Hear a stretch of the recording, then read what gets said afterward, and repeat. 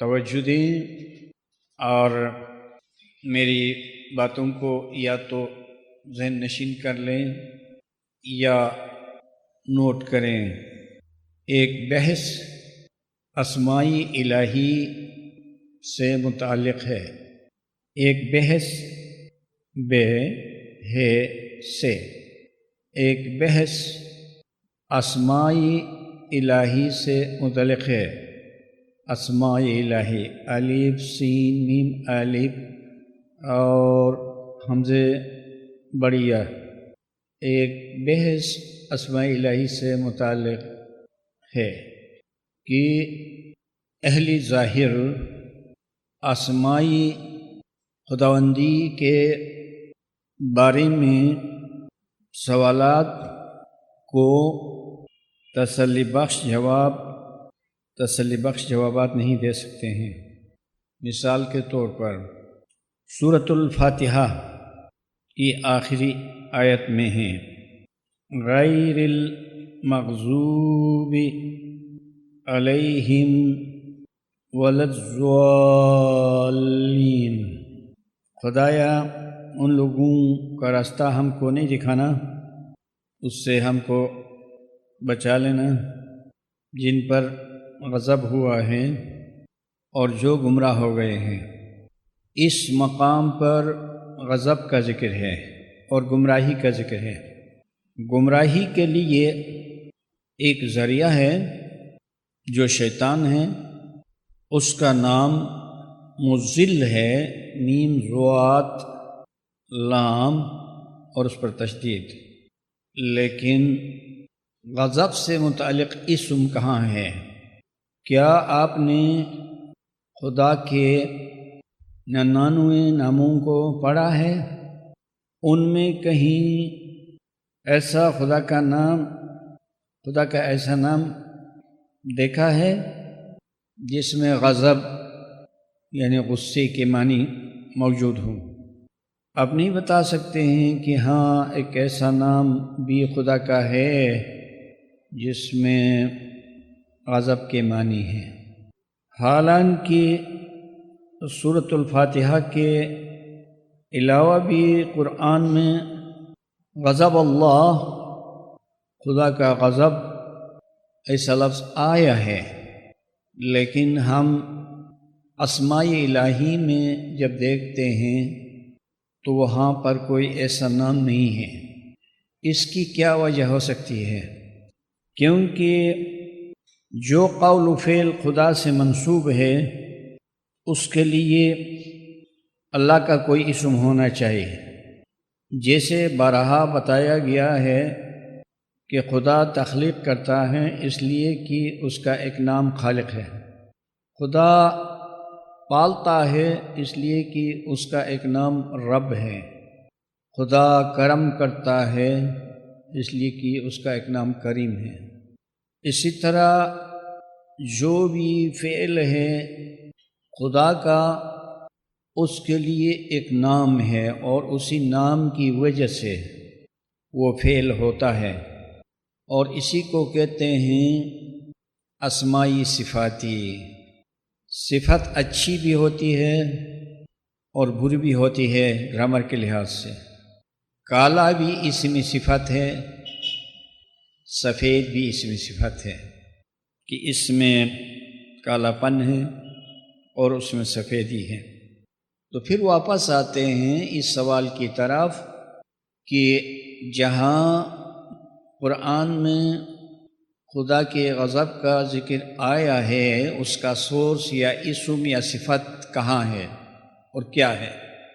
اس کا جواب نہیں ہے لوگوں کے پاس، علماء ظاہر کے پاس، مگر امام کے خزانے میں اس کا جواب ہے۔ یہی سے پتہ چلا اور دوسرے اسماء سے معلوم نہیں ہوا تھا کہ خدا کے اسماء یعنی ناموں کے مظاہر ہوتے ہیں۔ مظاہر مظہر کی جمع ہے، اور خدا کے نام کے مظاہر اولیاء اللہ ہیں جن سے ائمہ طاہرین مراد ہیں۔ اب ہمیں اس سوال کا جواب بتانا آسان ہو گیا کہ امام جو انسانی کامل ہے، جو خدا کا ولی ہے، جو اس کا مظہر ہے، اس میں ایک سلجھا ہوا پر حکمت غضب ہے، کیونکہ وہ انسانی کامل ہے، بشر ہے، جس طرح پیغمبر بشر تھے۔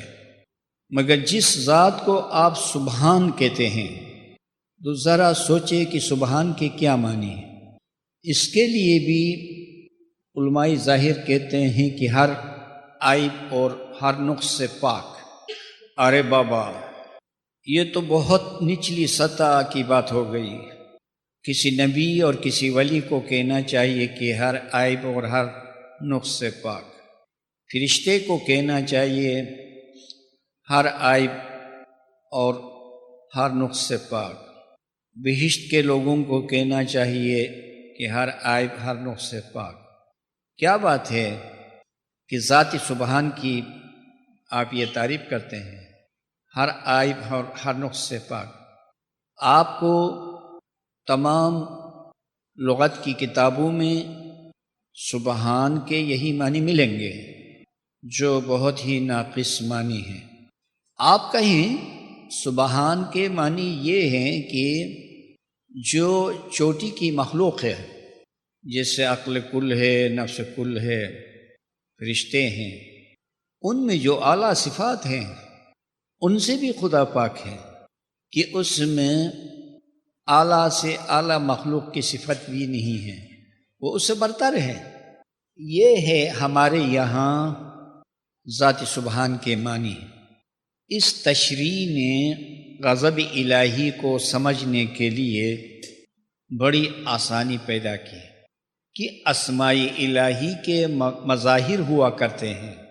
جب آپ کہتے ہیں کہ اسم اعظم، وہ کوئی تحریری لفظ نہیں ہے، یہ زمانے کے امام کی تعریف ہے، تو گویا امام زمان اسم اعظم کا مظہر ہے۔ اور اسلام کے کئی فرقے خدا کی مظہریت کو مانتے ہیں، تو یہ صحیح ہے کہ اپنے وقت میں ہر پیغمبر مظہری صفاتی خداوندی تھے۔ بس جن امتوں نے یا جن لوگوں نے اپنے پیغمبروں کو ناراض کر دیا، ان پر آٹومیٹیکلی غضب الہی جو خدا کے مظہر میں تھا ان پر نازل ہو گیا۔ ورنہ یہ کیسے تصور ہوگا؟ اور آپ اپنے صاف ذہن سے بھی پوچھیں کہ جب خدا خوش ہوتا ہے تو اس وقت اس کا موڈ بہت اچھا ہوگا، وہ مسکراتا ہوگا، اور جب خدا ناراض ہوتا ہے، اس کو غصہ آتا ہے، تو اس کا چہرہ اترا ہوگا اور اس کا موڈ خراب ہوا ہوگا۔ یہ مثال خدا کے لیے کتنی کمزور ہے کہ خدا کے لیے مناسب ہی نہیں۔ بس خدا کے مظاہر ہیں جو انبیاء و ائمہ علیہم السلام ہیں، اس بات کو بھول نہ جانا۔ اور یہ وقت وقت کی بات ہے۔ قرآن میں ایک آیہ کریمہ کا مفہوم یہ ہے کہ خدا نے حضرت داؤد اور حضرت عیسیٰ کی زبان سے کچھ لوگوں کو لعنت بھیجی تھی، اور آپ لعنت کی تشریح سن چکے ہیں۔ یہ بد دعا کے معنی میں نہیں، یعنی یہ اعلان ہوا تھا کہ فلان لوگ، فلان قوم رحمت الہی سے دور ہو گئے، اور ایسا کلام بھی خدا نے خود نہیں کیا تھا، بلکہ اپنے نمائندوں اور مظاہر کی زبانوں سے کہلایا تھا۔ آیہ بیعت میں رسول کریم صلی اللہ علیہ وسلم کا دست مبارک خدا کے ہاتھ کا مظہر ہے یا نہیں؟ کہ پاک پیغمبر علیہ السلام نے خدا کی طرف سے لوگوں سے بیعت لی، تو اس معنی میں خدا نے ید اللہ فوق ایدیہم فرمایا کہ خدا کا ہاتھ ان کے ہاتھوں کے اوپر تھا۔ اب ظاہر میں خدا کا اپنا ہاتھ غائب سے نہیں آیا تھا، بلکہ رسول ہی کا مبارک ہاتھ تھا۔ اسی کو خدا نے اپنا ہاتھ قرار دیا، تو اس میں دستی رسول کو خدا کی مظہریت، خدا کے ہاتھ کی مظہریت اور خدا کے ہاتھ کی نمائندگی حاصل ہوئی۔ اور یہ بات ایسی ہے کہ اس کو آپ ہمیشہ ہمیشہ یاد کر سکتے ہیں۔ اور اب ہم جو ایک مضمون لکھ رہے ہیں اس میں الرحمن الرحیم، الرحمن اور الرحیم کا مسئلہ سامنے ہے۔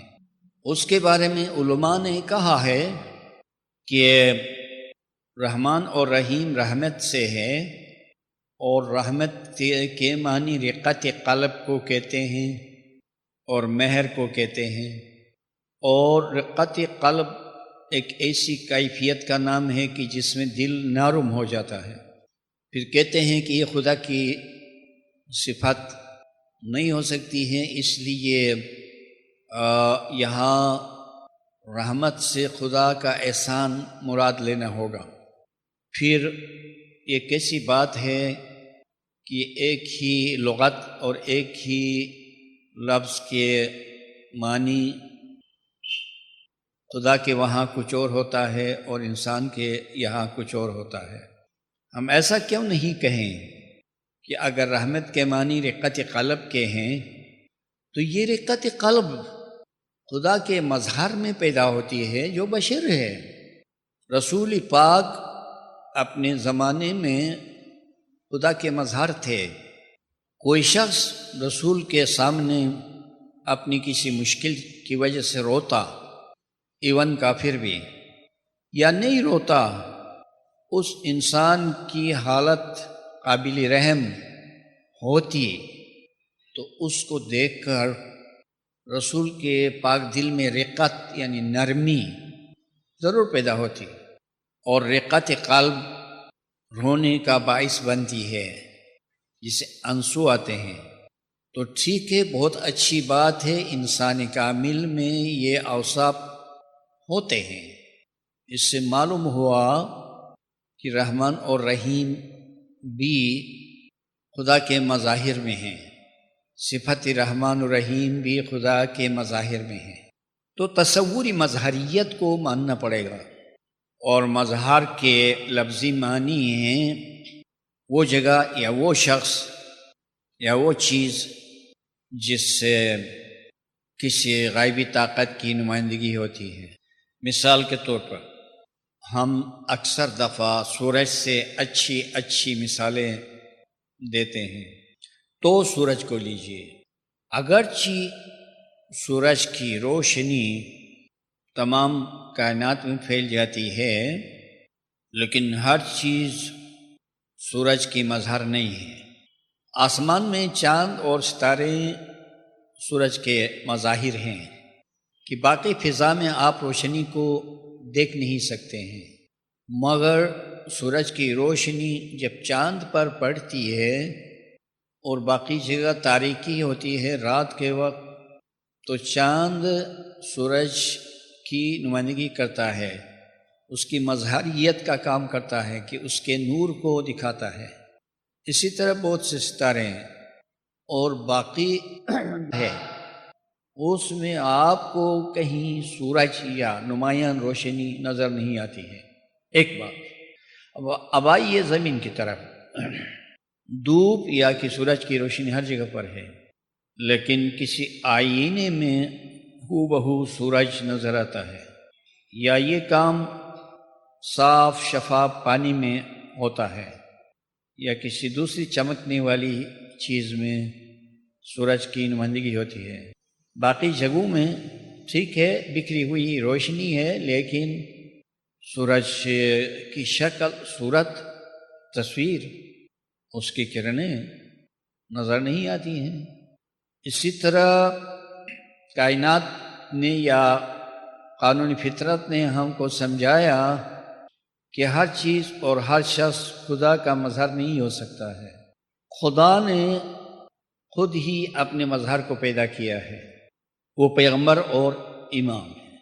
اور ہاں، انہی مبارک ہستیوں کی تابعداری کرتے کرتے کوئی مومن اس مقام تک پہنچ سکتا ہے کہ جس سے خدا کی اچھی اچھی عادتوں یا معجزات یا علم کی مظہریت ہو سکے۔ یہ ہمارا مذہب ہے، اور اہل تصوف بھی یہی نظریہ رکھتے ہیں، اور یقیناً قرآن و حدیث میں اس کے اشارے یا حکمتیں یا مثالیں ضرور ہوں گی۔ اور یہی نہ جو ہم نے کہا کہ خدا کے اسماء میں سے کوئی اسم ایسا نہیں ہے جس سے غضب کی مظہریت ہو، یعنی ان ناموں میں جو تعریری ہیں، لیکن جو خدا کے مظاہر ہیں ان میں جیسا کہ میں نے کہا کہ جو لوگ پیغمبر کو ناراض کرتے ہیں ان پر غضب الہی پیغمبر کے توسط سے نازل ہوتا ہے، ان پر غضب الہی پیغمبر کے توسط سے نازل ہوتا ہے۔ اور مظہریت کی ایک نمایاں دلیل اور مثال آیہ بیعت میں ہے کہ ید اللہ فوق ایدیہم، اس وجہ سے فرمایا گیا تھا کہ اس موقع پر رسول پاک نے مومنین سے بیعت لی تھی۔ اس کے علاوہ ایک اور روشن دلیل ہے، وما رمیت اذ رمیت ولکن اللہ رمی۔ اس آیت کو تھوڑا سا لکھیں اور انڈیکس کے ذریعے سے اس کو کلیئر کریں، اور یہ آپ کے لیے ضروری ہے۔ وما رمیت اذ رمیت ولکن اللہ رمی کا مطلب ہے اور تو نے کنکر نہیں پھینکی جس وقت کہ تو نے پھینکی۔ دیکھیں، یہ فعل نفی اور اس بات کے درمیان میں ہے۔ ایک طرف سے فرمایا جاتا ہے کہ وما رمیت اذ رمیت ولکن اللہ رمی، اور تو نے دشمنوں کی طرف مٹی یا کنکریاں نہیں پھینکی جس وقت کہ تو نے پھینکی تھی، لیکن خدا نے پھینکی۔ اس میں پیغمبر کے پھینکنے کا ذکر بھی ہے، خدا کے پھینکنے کا ذکر بھی ہے، لیکن پہلے یہ ذکر ہے کہ وہ کنکر یا مٹھی بھر مٹی دشمنوں کی طرف پیغمبر اکرم صلی اللہ علیہ وسلم نے پھینکی تھی، اور اسی فعل کو خدا نے مظہریت کی بنا پر اپنایا۔ دوسری دلیل یہ ہے، جب قرآن کے نزدیک یہ منظور ہے کہ پیغمبر کا ہاتھ خدا کا ہاتھ ہے، تو پھر پیغمبر کی ہستی خدا کی مظہریت کرتی ہے، اس میں کیا شک ہے۔ اور جب وجہ اللہ خدا کا چہرہ علی ہے تو خدا کی آنکھ بھی علی ہے، خدا کا کان بھی علی ہے، خدا کی زبان بھی علی ہے، چہرے میں یہ حواس ہوتے ہیں، اور اس میں کیا شک۔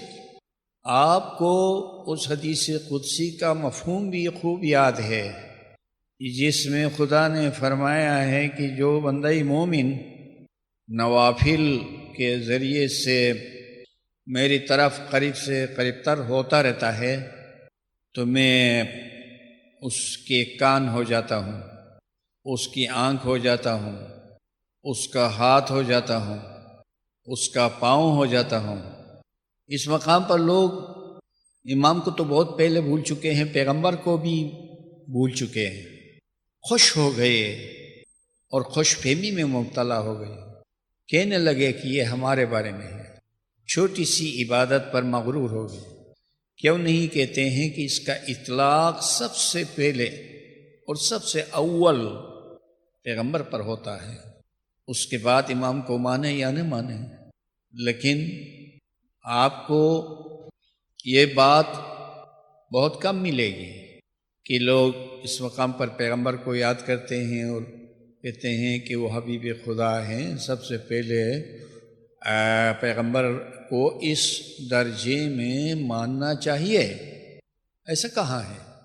آج کلاس کے آغاز میں تصوری مظہریت کے بارے میں گفتگو ہوئی، اور ہمارے یہاں امام مظہر العجائب والغرائب ہیں، کیونکہ خدا و رسول اور امام کا کلام پر حکمت ہوتا ہے، تو اس دعائی نادی علی میں جو حدیث قدسی ہے، مظہر العجائب والغرائب تو کہا گیا ہے، لیکن یہ ظاہر نہیں ہے کہ وہ خدا کا بھی مظہر ہے، لیکن اس میں یہ اشارہ ضرور ہے۔